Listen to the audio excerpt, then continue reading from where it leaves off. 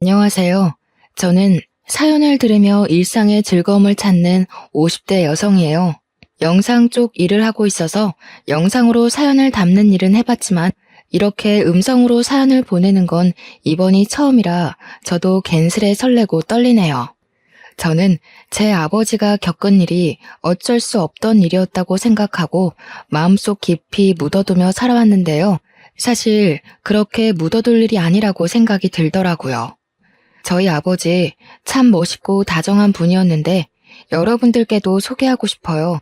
여러분들도 혹시 마음속 깊이 꺼내놓지 못하는 이야기가 있으신가요?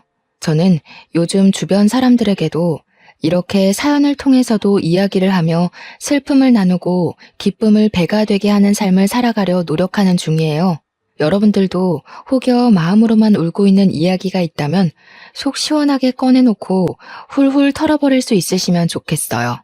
마음으로 응원할게요. 이제부터 제가 겪었던 이야기를 시작해볼게요. 긴 이야기지만 재미있게 들어주시면 감사하겠습니다. 제 어머니와 아버지 두 분은 모두 무명배우 생활을 꽤 오랜 기간 해오셨어요. 두 분께서는 연극 무대에 주로 오르셨고 텔레비전 프로그램에는 단역으로 짧게 나오는 경우가 많았어요. 아버지께서는 대학에서 전공도 연극 영화를 하셨는데 어머니께서는 고등학교 졸업 이후에 바로 연극 무대에서 배우로 일을 시작하게 되셨다고 해요. 같은 분야의 일을 하셨던 두 분은 고되고 힘든 연기 생활과 연극 무대라는 공통점을 배경으로 애정을 키우셨더라고요. 아버지는 연기와 연극에 대해 대학에서 전공까지 하며 배웠다고 해서 극단에서 아버지에 대한 대우가 남달랐다고 해요. 하지만 어머니께서는 처음부터 배우를 하시기보다는 연극 홍보용 포스터를 그리고 칠하고 만들어서 사람들한테 홍보하는 소위 말하는 삐끼 역할을 하기도 하고 연극 무대의 소품을 만들고 무대의 뒷배경을 만들기도 하는 잡일들을 오랫동안 했다고 해요. 그래도 자신의 꿈을 이루는 과정이라 생각하고 누구보다 땀 흘리며 열심히 극단에서 일을 했고요. 그런 어머니의 진가를 알아보신 아버지께서 어머니를 배우로서 추천을 하시고 서로 상대 배우로서 역할을 하며 연기를 하기도 하며 마음을 키우기 시작하신 것이었죠. 저희 부모님 두 분의 순수한 러브스토리 텔레비전 드라마에서나 나올 법하지 않나요? 저의 어린 시절부터 어머니 아버지 두 분은 모두 연극, 드라마, 영화 분야에 다양하게 관심이 많으셨기에 저도 자연스레 그쪽 분야에 대한 관심이 끊이질 않았어요. 한마디로 연기에 일찍 눈을 뜨게 되었던 거죠. 하지만 제 관심과 열정에 부모님은 걱정을 하시더군요.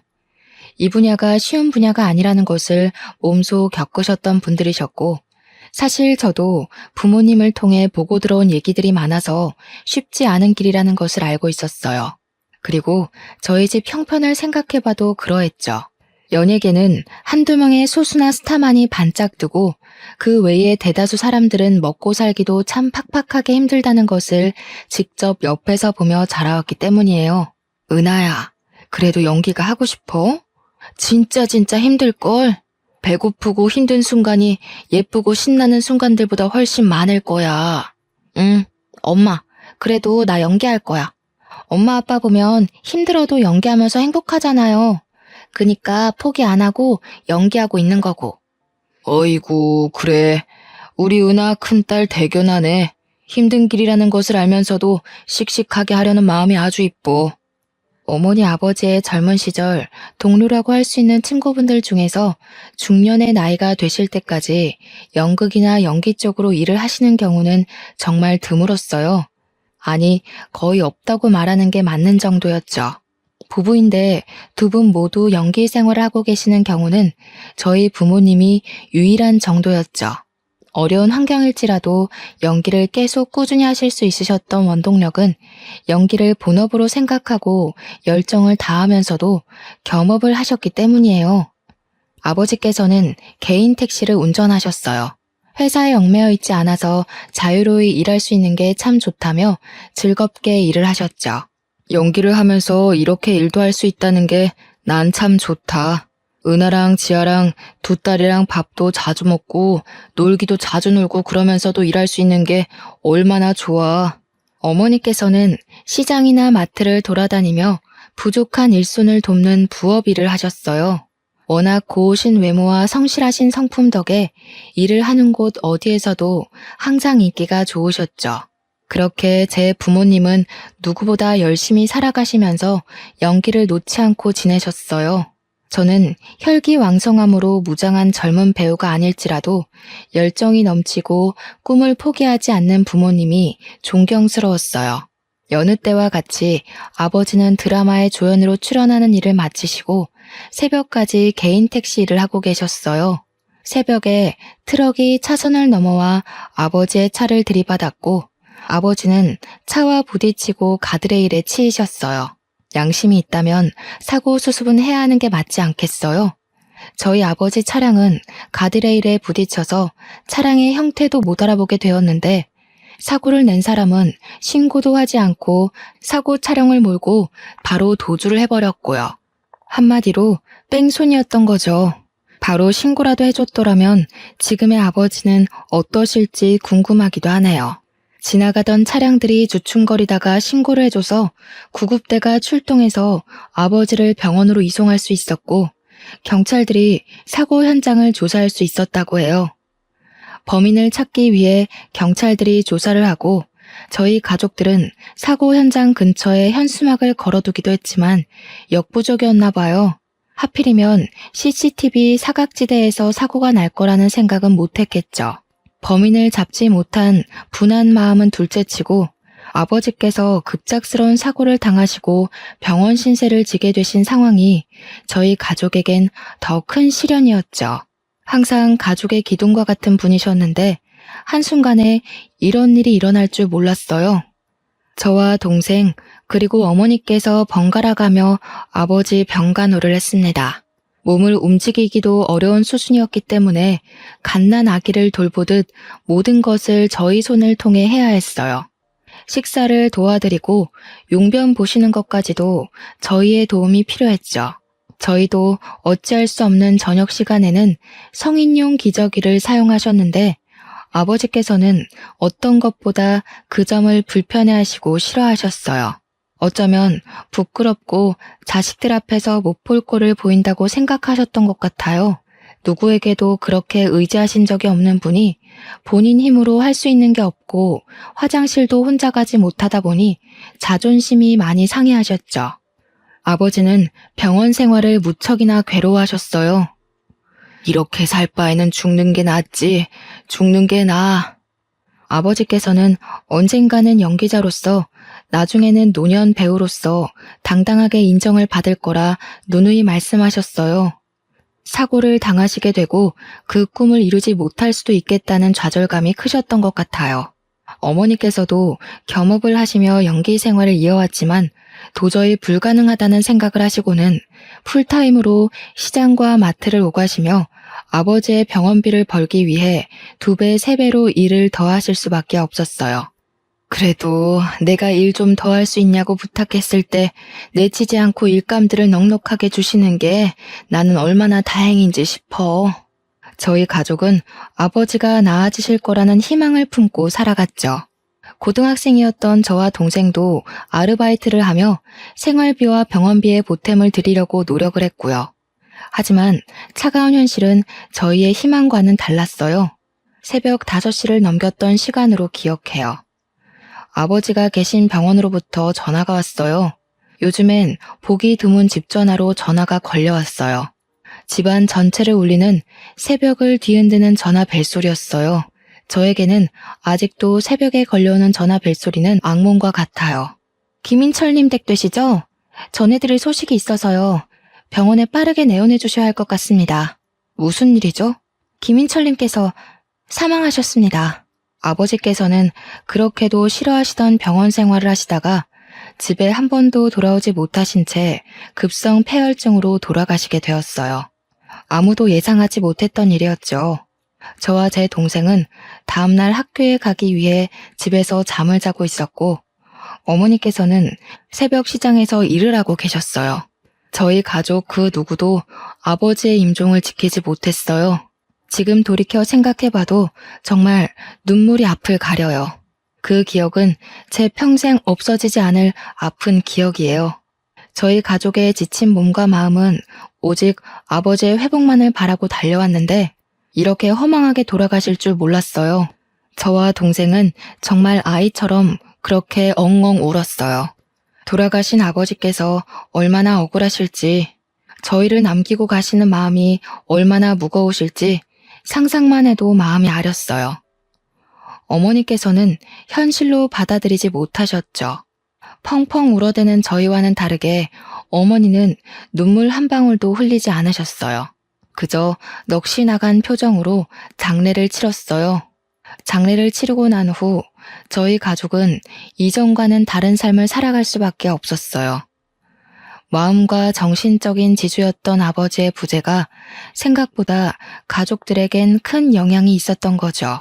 가난했지만 웃음이 끊이지 않았던 집의 분위기는 180도 변했어요. 하루하루 막막하게 느껴지는 그 무게감을 우리 가족 모두가 감당했어야 했기 때문이죠. 은하야, 어떻게 하니? 우리 어떻게 살아갈 수 있겠니? 막막하구나. 너희 아버지 없는 우리가 뭘 할 수 있겠니? 내가 더 잘할게, 엄마. 내가 다 먹여 살리고 돈도 많이 벌게. 걱정하지 마. 가족 모두가 이를 악물고 살아가게 된 계기가 되었어요. 저와 제 동생 아르바이트를 하면서도 누구보다 성실하게 학교 생활을 하며 대학 진학을 꿈꿨어요. 그렇게 저는 아버지의 못다 이룬 꿈을 이루고자 연극영화과로 대학 진학을 했죠. 4년 내내 연기도 해보고 연출도 해봤지만 생각보다 연기보다 연출이 저에게는 더 맞았어요. 그래서 오직 연기만 하겠다고 마음을 먹었다가 진로의 방향을 틀었죠. 저는 대학에서 배운 연극과 영화, 연출이 전부인 양 꿈에 부풀어 취직시장에 뛰어들었어요. 와, 정말 생각보다 어렵더라고요. 제 전공을 살려 취업을 하는 것이요.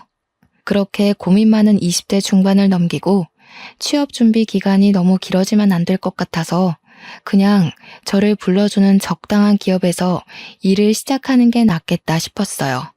그렇게 일을 시작하게 되었죠. 첫 출근에서부터 제 꿈은 산산조각이 났었죠.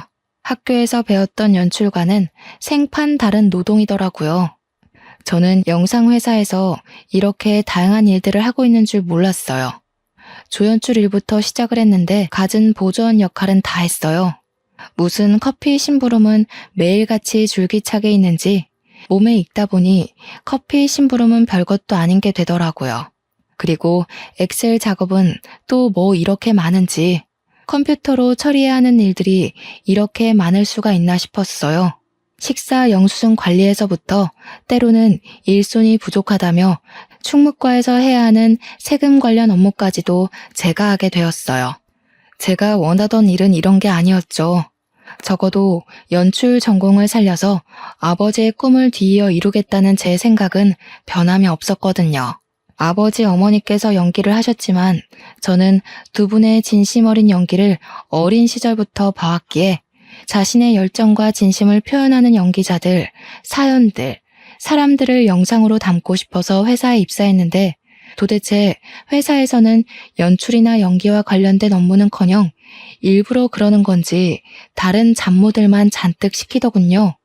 하지만 저는 첫 술에 배부를 수 없는 거라 생각하고 저 스스로를 다지며 위로하며 일을 했어요. 이렇게 열심히 지내다 보면 제 진심을 알아주는 누군가가 있을 거라 생각했기 때문이죠. 저는 꼭 어머니 아버지 같은 진정한 배우를 모시고 영상에 담아내는 PD가 되고 싶었어요. 앞서 말한 것처럼 견디기 어려운 잡무들로 인한 스트레스가 엄청났다는 것은 사실이었네요. 정말 내가 원한 길이 이 길인가? 부모님은 도대체 어떻게 이렇게 힘든 과정을 인내하고 연기 생활을 하신 것일까? 고민이 참 많았던 시기였죠.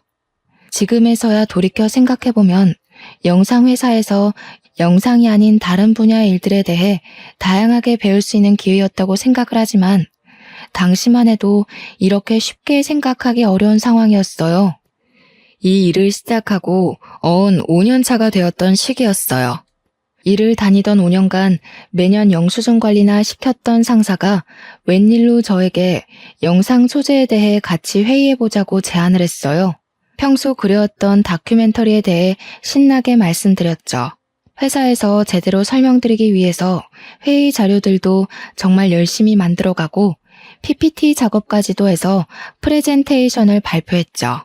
제가 오랫동안 기획해온 다큐멘터리 내용입니다. 모두가 주인공에만 스포트라이트를 비추고 박수를 쳐줄 때 누군가는 분명히 단역 조연으로 스포트라이트 밖에서 최선을 다하고 있죠. 이걸 저희 다큐에서 담으면 좋을 것 같아요. 제 열정에 대해 좋게 봐주신 것인지 여태 한 번도 없었던 인물과 장소 섭외에 대해 저에게 완전 일임을 해주셨어요. 아이디어를 더 디테일하게 내면서 어떤 영상 작품을 만들지 즐거운 고민이 시작됐죠. 몸은 힘들지라도 내 아이디어가 담긴 영상 작품이 생긴다는 마음에 굉장히 들뜨더라고요. 제가 어린 시절부터 꿈꾸듯 그려왔던 작품을 해야겠다 마음먹었어요. 무명 배우 단역으로서의 삶을 담은 다큐멘터리. 작품을 만들게 되었어요. 누구에게도 말씀드리지 않고 처음으로 엄마에게 출연이 가능하실지 제의를 드렸어요. 엄마, 여태껏 엄마가 아닌 다른 사람들이 주인공인 무대에 많이 섰잖아요. 이번에는 엄마가 주인공인 무대 어때요? 내가 다큐멘터리 하나 만들게 되었는데 엄마가 주인공이었으면 해서. 어머, 너무 잘 됐다. 작품 만들고 싶어 했던 건 오래전부터의 일인데 벌써 몇 년 동안 회사 생활을 하고 결국 네 작품을 만드는구나. 고생 끝에 정말 낙이 온다더니 축하해 딸. 그런데 엄마는 너무 늙고 못나서 출연하긴 좀 그래. 아니, 엄마가 어디가 어때서 그래요. 엄마만큼 고운 사람도 엄마만큼 성실한 배우도 본 적이 없어. 난 정말 내 작품이니까 꼭 엄마가 나와줬으면 해요. 아빠는 보고 싶고 출연을 부탁드리고 싶어도 이제는 그럴 수가 없잖아. 엄마가 꼭 주인공이 되어줘요. 어렵다는 엄마의 손사래에도 불구하고 저는 끈질기게 엄마를 설득했어요. 주인공이 엄마 혼자는 아니니까 너무 부담 갖지 않아도 된다는 점과 엄마의 진실한 이야기를 누군가에게 들려줄 수 있다는 것이 얼마나 큰 기회냐고 말씀드렸죠. 엄마는 생업이 바빠 연기 생활을 그만둔 지 오래라며 걱정하셨지만 어쩔 수 없이 그만뒀던 연기였기에 그만큼 연기에 대한 아쉬움이 남으시기도 하셨던 것 같아요. 결국 제 설득 끝에 출연을 하시기로 했죠. 엄마, 아버지 돌아가시고 연기 생활하고 싶어도 못했잖아요. 그 한을 좀 풀자. 우리 엄마 예쁜 얼굴 아깝단 말이야. 딸내미가 만드는 영상에 출연한다는 것도 얼마나 기분 좋은 일이야. 한번 나와줘요, 안배우님. 어머니를 필두로 다양한 단역 배우들을 섭외하고 다큐멘터리를 찍게 되었어요. 촬영 배경은 주로 대학로나 여의도였고요. 연극이나 방송을 짧게 하시는 경우가 많았고 대부분 사업을 하시거나 다른 일을 병행하면서 연기를 하셔서 양해를 구하며 촬영을 하게 되었죠. 아이고, 참 내가 뭐라고 이렇게 또 방송을 타게 해주나. 너무 고마워요. 촬영하시는 분들 고생이 많네요. 은하도 그렇고. 어머니가 주인공인 방송은 처음이시죠? 떨리실 것 같아요. 그래도 최대한 긴장 풀고 편히 말씀해 주세요. 인터뷰 형식으로 진행되다 보니 어렵지 않으실 거예요. 엄마가 겪어온 이야기, 연기에 대한 생각들 솔직하게만 이야기하시면 돼요. 저희 어머니는 주로 인터뷰 형식으로 촬영을 했어요. 이전에 어떤 사연이 있었는지를 말씀해 주셨죠. 어머니의 남편, 제 아버지와 연기로 만나고 사랑을 키워 아이들까지 낳아 키웠지만 허망한 사고로 먼저 이 세상을 떠났다는 이야기를 담았어요. 연기자에 대한 이야기인데 어머니의 사연이 사연인지라 뺑소니 사고에 대한 이야기를 길게 하시더라고요. 저도 방송을 통해 어떻게 해서든 범인을 찾고 싶었던 사심도 있었고요.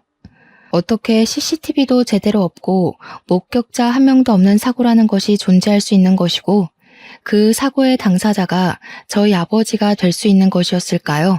그로 인해 목숨까지 잃게 되신 저희 아버지. 어머니께서 눈물을 억지로 눌러 참으시며 아버지 이야기를 꺼내시는데 저희 스태프 모두 눈물을 함께 훔칠 수밖에 없었어요. 그런 일이 있었던 건 몰랐어요. 은하 PD, 고생 많았네요. 진짜 텔레비전에 나올 만한 사연인데요. 어떻게 뺑소니 범인을 못 잡을 수가 있지? 여태까지. 가족들 다 마음고생 무지하게 심했겠다. 그렇죠. 우리 가족 마음고생 심했지. 그래도 그 일을 계기로 이악 물고 살아서 내가 이렇게 PD도 하고 있는 게 아닐까 싶긴 해요. 억울하긴 해도 우리 가족 눈 감고 귀 막고 열심히 살았지 뭐. 또 영상이 담긴 한 분의 경우는 배달 일을 하시며 연기 생활을 오랫동안 병행해 오시기도 했어요. 사실 배달 일을 하면 몸도 얼굴도 상하고 정말 필요한 일인데 연기에 대한 열정이 있어도 연기만으로는 도저히 월세만 해도 감당하기 어려울 정도였기 때문이라고 하셨죠. 저희 부모님 외에도 다양한 단역분들의 애환과 감동을 담은 다큐멘터리는 꽤 오랜 기간 시간이 걸려 최종적으로 완성이 되었어요. 영상으로 찍는 것도 오래 걸리지만 편집을 하고 컴퓨터 그래픽과 자막을 넣고 수정을 하고 완벽한 영상물을 만드는 데까지가 꽤 오랜 시간이 걸리는 작업이었죠. 이제 다큐멘터리를 방송에 내보내기 전에 마지막 관문이 남아 있었습니다. 영상이 방송을 타기 전에 대표님의 컨펌이 필요했던 것이죠. 그래서 영상을 대표님께 보여드렸습니다. 긴장되고 떨리는 순간이었죠. 혹여나 마음에 들지 않으신다는 말씀을 하시면 완성된 영상일지라도 방송에 나가지 못할 테니 말짱 도루묵일 테니 말이에요. 우리 진짜 그동안 고생했다. 이제 마지막으로 조금만 더 힘내서 일해봅시다. 대표님 컨펌만 떨어지면 끝이야 끝. 그러게요. 드디어 끝이라는 게 보이기는 하네요. 와, 진짜 고생했다 우리. 컨펌 잘 되면 좋겠어요, 진짜로. 대표님과 저, 그리고 대표 스태프 몇 명이 함께 영상을 시청하며 최종 컨펌을 하는 시간이었습니다. 저는 입이 바싹바싹 마르더군요. 그렇게 긴장이 되던 것은 일을 하면서는 처음 있던 일이었죠. 갑자기 당황스러운 일이 벌어졌어요. 영상을 잘 보고 계시던 대표님이 오열을 하시는 상황이 생긴 거죠. 처음에는 당황한 표정을 감추지 못하셨는데 이내 눈물을 터뜨리시더라고요. 이게 무슨 상황인가 싶었죠. 저는 놀라서 입을 다물지 못했지만 대표님께 휴지를 내어드리며 조용히 괜찮으시냐고 영상에 문제가 많다고 생각이 드시냐고 여쭤보았어요. 대표님, 괜찮으세요? 무슨 일이신지 여쭤봐도 괜찮으실까요? 제 영상 감동적일 수는 있지만 대표님께서 오열하시면서까지 그렇게 울만한 이야기는 아니었는데요. 아, 미안해요, 은하씨. 지금 내가 너무 마음이 가라앉지를 않아서 다음에 따로 시간 내서 말씀드릴게요. 저도 생각 정리 좀 해야 할 것 같아서요. 대표님의 뜬금없는 오열에 당황한 저와 스태프들은 침묵을 지키며 사무실에 각자 자리로 돌아왔습니다. 순간 저희의 노력이 물거품이 된 것만 같은 기분이 들었어요. 감동적인 포인트가 있다고 해도 그렇게 오열할 만큼의 슬픈 이야기는 분명히 아니었는데 대표님이 왜 저렇게 우시는 거지? 우리가 뭔가 잘못했나? 대표님이 무슨 큰일을 당하셨나? 우리 영상에는 누가 없어야 하는 건가 싶었어요. 입사 후에 한 번도 누구 앞에서 눈물을 보이신 적이 없으셨던 분인지라 저희 모두 크게 놀랐습니다. 대표님도 눈물이라는 게 있는 사람이구나 싶으면서도 무슨 큰일이라도 난 건가 싶더라고요. 다큐에는 여러 단역분들이 나오셔서 각자의 사연을 이야기하고 촬영을 다니는 모습을 찍었고 어머니 사연의 경우 인터뷰 형식으로 아버지 뺑소니 사고를 언급하신 내용이 담겼어요. 어느 포인트에서 대표님이 오열하신 건지 아무리 생각해봐도 잘 모르겠더군요. 저희 스태프들끼리 별별 소문이 돌기 시작했어요. 대표님의 엄마가 영상에 우연히 나오셨다. 아니다. 대표님 아버지가 나오신 게 틀림없다. 아니, 자기 무명 시절이 생각나서 그런 거다 등등 다양한 이야기들이 오가더군요. 아니, 나 진짜 우리 대표님이 저렇게 오열하는 거 난생 처음 봤다니까? 그렇게 울만한 내용도 아니었는데 말이지. 뭔가 이상해. 수상해. 뭔가 있다니까 이거. 그런가요? 저희가 뭔가 특이하거나 이상한 내용을 담은 건 아닌데 반응이 의외이긴 했어요. 저는 다른 것보다 제 입봉작인데 방송도 못하고 묻힐까봐 제일 걱정스럽다니까요. 아, 걱정이에요, 걱정. 며칠이 지난 후 대표님이 저를 개인적으로 부르셨어요. 다큐멘터리의 총 책임자이기 때문에 저를 부르셨겠거니 가벼운 마음으로 사장님을 뵈러 갔죠. 하지만 대표님 방에서 나올 때 제가 어떤 마음과 어떤 표정으로 나오게 될지는 전혀 예상하지 못했죠. 은하 PD, 어서 와요. 영상 찍느라 고생 많았죠? 편집도 무지하게 길었을 텐데 피곤은 좀 풀렸어요? 이럴 때 좀 쉬어야 다음 작품 쉽게 시작하지. 아, 네, 감사합니다. 피곤하긴 하네요. 영상 일, 연출 일이 쉽지 않다는 거 알고 시작했는데도 역시 힘들긴 하네요. 체력이 너무 딸려서 죽겠어요, 매일매일. 커피를 달고 삽니다. 대표님은 괜찮으신 거죠? 아유, 그럼 나야 너무 괜찮지. 은하 PD 노고에 비하면 내가 뭐 비할 바가 아니지. 그런데 조금 어려운 이야기를 해볼까 해. 고민이 많았는데 계속 숨기는 건 도저히 은하 PD한테 예의가 아닌 것 같아서. 대표님이 무게를 잡으시며 하셨던 이야기는 상상 초월의 내용이었어요.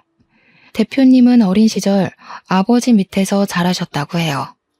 한부모 가정에서 자라셨던 거죠. 어려운 환경 속에서 자라셨다며 한참을 뜸을 들이며 말씀하시더군요. 은하 PD, 이런 이야기를 전하게 될 줄은 몰랐는데 정말 미안해. 놀라지 않았으면 좋겠는데 놀랄 수밖에 없는 이야기야. 아, 괜찮아요, 대표님. 어서 말씀해 주세요. 대표님께서는 다시 어린 시절 이야기를 이어가셨어요. 아버지와 함께 지내왔는데 아버지께서 야채 트럭을 운영하셨다고 하시는 거예요. 아, 그렇구나 듣는데 이런 이야기를 왜 나한테 하는 거지? 의문스럽게 느껴졌어요. 그렇지만 제가 다니고 있는 회사의 대표님께서 하시는 말씀이니 제가 이렇다 저렇다 말하지 못하고 묵묵히 듣기만 했어요. 야채 트럭. 그런데 그 야채 트럭을 몰고 새벽에 운전하던 중에 아버지께서 사고를 내신 적이 있다고 하시더군요. 조수석에는 아들인 본인을 옆에 태우신 채로요. 사고가 워낙 크게 나서 기억이 나신다며 설명을 하셨어요. 그 새벽에 우리 아버지 야채 트럭이 승용차를 박았어. 아버지께서 새벽에 졸음운전을 하신 탓이었지. 중앙선을 살짝 넘어간다 싶었는데 기어코 옆 차선에서 오던 차를 친 거야. 그 차는 택시였고 동승자는 없이 기사님 한 분만 타 계셨어.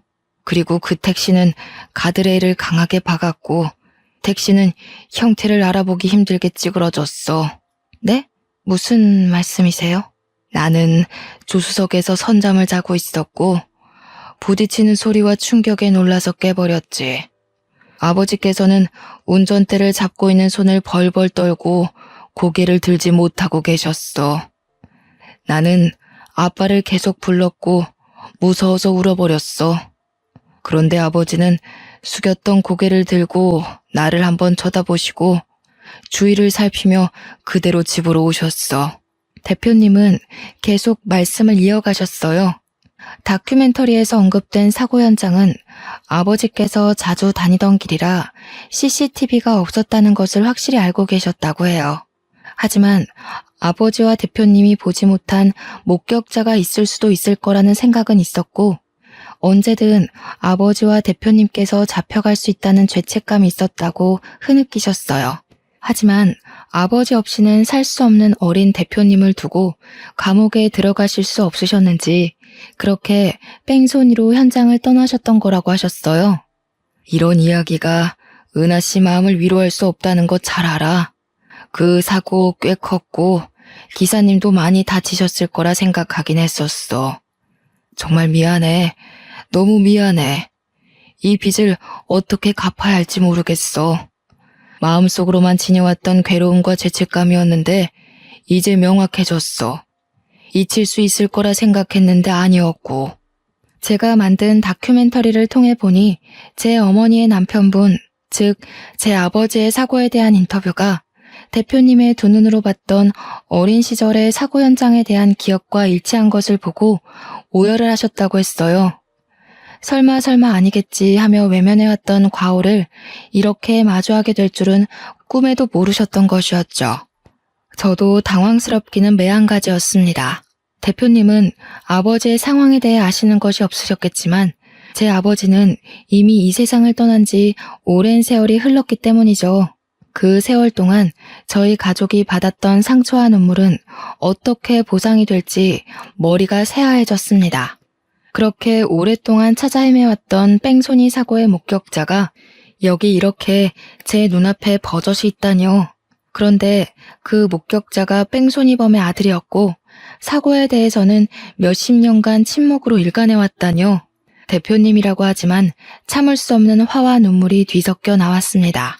억울하고 화가 나서 미칠 것만 같았어요. 성실하고 다정했던 우리 아빠의 삶, 생명은 누가 어떻게 보상해주겠어요. 주변에서도 다들 사고당한 사람만 불쌍하다며 그렇게도 수군거렸는데 말이죠. 나라도 어렸어도 바로 신고를 했어야 하는데 정말 후회해. 정말 미안해. 끔찍하게 사죄해요, 은하씨.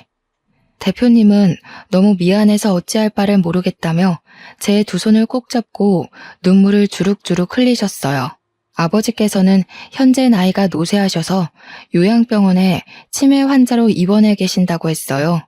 대표님 아버지께서 정말 죄인이고 본인도 마찬가지라며 아버지께서 이런 일을 겪게 되신 것 정말 마음 아프고 유감이라고 말씀하셨어요. 당시에 어렸다고 해도 알 거는 다 알았는데 아빠와 아들 둘이서 살았던 어려운 형편에 아버지마저도 감옥에 가시면 대표님이 굶어 죽게 생겼다 보니 어느 하나 양심적으로 대처한 일이 없었다며 정말 미안하다고 말씀하셨어요. 아버지였어도 내 아버지였어도 신고를 했어야 마땅한 일이었지. 정말 죽을 죄였어요. 미안해. 아, 그런 사정이 있었을 거라 생각 못했어요.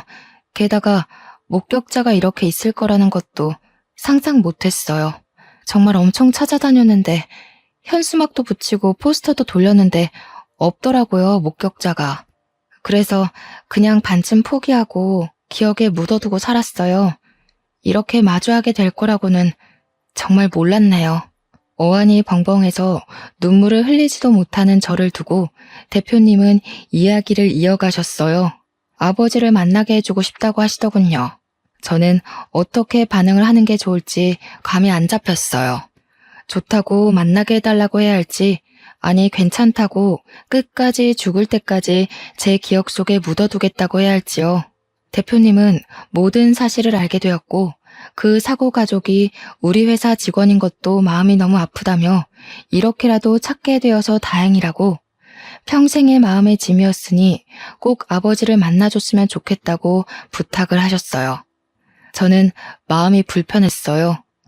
돌아가신 저희 아버지는 어떻게 하고 이렇게 쉽게 과거를 용서할 수 있을까 싶었죠. 하지만 상대는 회사의 대표님, 형편이 어려운 저는 대표님의 말씀에 네네 하며 오케이를 하고 말았네요. 약속한 시간은 금방도 찾아왔습니다. 몇 주 뒤에 잡아둔 면회 날짜가 이렇게 빨리 찾아올지 몰랐어요. 어머니와 동생에게 사실대로 이야기를 했다가는 정말 말 그대로 뒤집어지고 쓰러질 것만 같아서 우선 제가 먼저 대표님 아버지라는 분을 만나 뵙기로 했죠. 대표님의 차를 빌려 타고 함께 가는 길. 차 안의 고요한 침묵은 이상하리만치 현실감이 없었고 긴장감까지 맴돌았어요. 마치 전쟁에 나가는 병사들의 마음이 이랬을까 싶었어요.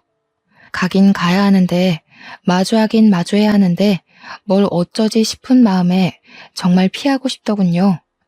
그렇게 요양병원 앞에 도착을 했죠. 시간이 멈춰버렸으면 좋겠다는 생각밖에 들지 않았어요.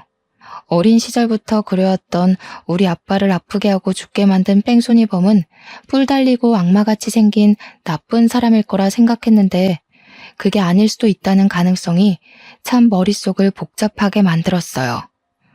은하 PD, 이쪽이야. 내가 앞장설게요. 아, 네. 요양병원이 익숙한 듯 앞장서시는 대표님의 등 뒤를 따라 저는 저벅저벅 걸어갔어요. 참 무거운 발걸음 오랜만이었네요. 어떤 이야기부터 시작해야 할지, 원래 가해자를 찾게 되면 멱살잡이를 하겠다 마음먹고 살아왔는데 이렇게 만나게 될 줄은 몰랐죠. 멱살잡이는 어려울 것 같은데 그러면 어떻게 하지? 내 화와 분노와 억울함을 어떻게 표현을 해야 하지? 고민을 하며 병실로 걸어 들어갔어요. 아버지, 저의 기억 속에 가장 아픈 이야기를 해야 할 것 같아요. 이제는 분명히 마무리해야 할 것 같아서요. 이렇게 이야기를 하시며 대표님은 먼저 무릎을 꿇고 이야기를 시작하셨어요. 노쇠한 노인분이 침대에서 내려와 대표님과 함께 나란히 무릎을 꿇고 눈물을 흘리셨어요. 저는 제 사연을 이야기할 수밖에 없었죠. 어떻게 살아왔고 어떤 아빠였는지, 갑자기 우리 곁을 떠나시게 되었는데 뺑소니 사고였고 목격자도 CCTV도 없어서 할 수 있는 일이 없었다는 것. 경찰 조사도 금세 끝나버리고 억울한 마음이 풀리기도 전에 당장 입에 풀칠하기도 바빠 일을 시작할 수밖에 없었다는 것을 이야기했어요. 어쨌든 저쨌든 우리가 어떤 이야기를 하고 슬퍼해도 저희 아버지는 이미 이 세상에 계시지 않아요. 우리 아빠 살려내요. 미안합니다. 죄송합니다. 입이 1000개 만개여도 부족해요. 경찰서 앞을 몇 번을 찾아갔는지 모르겠어요. 이 노인네가 갈 때가 다 돼서야 이렇게 마음을 전하네요. 부족한 인간이라 미안해요. 내가 그때 제대로 죗값을 치렀어야 하는 건데 정말 미안해요, 아가씨. 치매가 있다고 하셨는데 제가 전했던 이야기를 들으시고는 옛 기억이 떠오르셨는지 함께 눈물을 흘리시며 진심으로 참회를 하시더군요. 그때로 돌아갈 수는 없다는 것을 알지만 다시 돌아간다면 꼭 당신께서 감옥에 갔을 것이라며, 그렇게 바로 경찰에 신고를 했더라면 아버지께서 덜 억울하셔서 돌아가시지는 않으셨을 수도 있을 거라는 이야기를 하셨어요.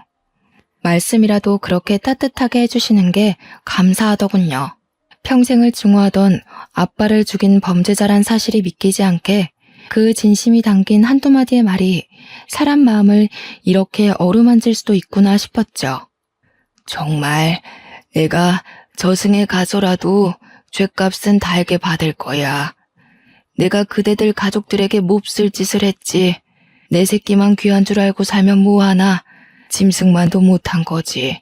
전벌받고 이렇게 병원에 갇혀 송장처럼 죽은 것처럼 있는 거지. 아이처럼 엉엉 눈물을 흘리시는 모습에 마음이 울리더군요. 저희 아빠가 정말 안타깝고 억울하기도 하고, 이 사과와 대화로 모든 것들이 해결되지는 않겠지만 작게나마 실마리가 보이는 듯했죠. 그동안 마음을 억눌러 오던 짐을 조금은 덜어놓은 것만 같았어요. 이후 제가 겪은 상황을 제 어머니와 동생에게 알렸고 정말 둘은 까무러치듯 놀라 자빠졌어요. 그래도 저희가 직면한 현실을 마주하고 해결해야 할 것들은 해결해야겠다 싶어서 어머니와 대표님과의 자리를 마련한 뒤 두 분의 독대가 있었습니다. 두 분만이 나눌 수 있는 이야기가 있었겠죠. 어머니는 대표님과의 대화 이후 아버지의 부재가 생긴 이래로 처음 보는 후련하고 홀가분한 표정을 지어 보이더라고요. 너희 아버지 그렇게 허망하게 가버리고 우리 얼마나 눈물로 매일을 보냈니? 범인도 못 잡고 뺑소니 사고라는 게 너무 억울해서 미치겠는데 그렇게 원망하며 우리 시간을 버린 것도 몇십 년이다. 얘들아, 너희 대표라는 사람, 대표님 아버지가 눈물로 싹싹 빌며 미안하다고 그렇게 우는데 나도 같이 울어버렸다. 어쩌겠니? 산 사람은 살아야지. 저도 그런 어머니를 보는 마음이 좋았고요. 어머니는 제가 생각했던 것보다도 훨씬 강한 여성이었더군요. 대표님과 대표님 아버지라는 사람들이 너무너무 밉고 죽을 만큼 싫었지만 이렇게 사정을 듣고 진심 어린 사과를 듣고 나니 산 사람은 또 살아가야 하는 것이 아니겠냐고, 죽은 사람을 어떻게 되살릴 수는 없지 않겠냐며 더 이상 당신네 가족을 원망하지 않겠다며 대화가 끝났다고 했어요. 이후 대표님은 미안하고 사죄하는 마음 작게라도 표현하고 싶다며 엄마와 저에게 회사 주식을 증여해 주셨어요. 미안한 마음 어떻게 표현을 해야 할지 모르겠고, 이걸로 되지 않을 거란 것도 너무 잘 알지만 제 작은 마음이니 꼭 받아주세요. 회사 주식인데 그래도 우리 회사 꽤 잘 나가거든요. 알죠? 은하 PD는 알 거야. 미안하고 고마워서 그래. 일개 회사원이었던 내가 갑자기 대주주가 되어버리는 상황이 만들어진 거죠. 회사는 제 생각보다 좋은 곳이었나 봐요. 이후로 쭉 승승장구하며 기업의 크기가 커지다가 대기업에 합병되어 운영이 되었고, 저는 그 주식을 팔고 엄마와 동생과 함께 넉넉히 오붓하게 평화롭게 잘 살아가고 있어요. 이렇게 제 긴 이야기는 마무리가 됩니다. 연기하시는 부모님 밑에서 자라며 연기, 연극, 연출에 자연스럽게 관심을 가졌고, 운이 좋게도 대학 졸업 후 바로 영상회사에 취업하게 되어 쪼들리는 생활비 걱정은 접어두고 살 수 있었는데, 저를 뽑아준 회사 대표님께서 저희 아버지와 이렇게 관련이 있었던 사람이라고는 생각을 못했죠. 어떻게 생각하면 돌아가신 아버지께서 저를 끝까지 지켜주시고 도와주신 게 아닐까 싶어요. 그리고 억울하고 마음 아팠던 아버지에 대한 기억이 이제는 상처라기보단 아물어가는 흉터 같다는 생각이 들어요. 그 흉터를 돌아보면 불쌍한 우리 아빠 생각에 눈물이 앞을 가리지만, 그래도 우리가 이렇게 살아갈 수 있는 이유는 아버지시고, 우리가 이렇게 다시 잘 살아갈 수 있게 도와주신 분도 아버지라는 생각이 들어요. 아빠가 살아서 우리 가족과 함께 울고 웃을 수만 있으면 다른 소원이 없을 텐데, 정말 이제는 아버지에 대해 제대로 작별 인사를 해야 할 때인 것만 같아요. 저의 사연은 이렇게 마무리하겠습니다. 긴 사연을 들어주신 여러분, 정말로 감사합니다. 그리고 아버지에 대해 짧은 편지를 남길게요. 아버지, 항상 저희 곁에 함께 하신다는 거 잘 알고 있어요. 힘들 때마다 아버지 생각이 나지만 아버지를 생각하며 제 마음을 다잡을 수 있어요. 아빠, 너무 보고 싶어요. 하지만 저희 가족이 이 세상에서 행복하게 살아가는 것이 아버지한테는 가장 큰 바람일 거라는 생각이 들어요. 아빠, 제 아버지가 되어주셔서 감사해요. 다시 태어나도 아빠 딸이 되고 싶어요. 감사해요. 사랑해요.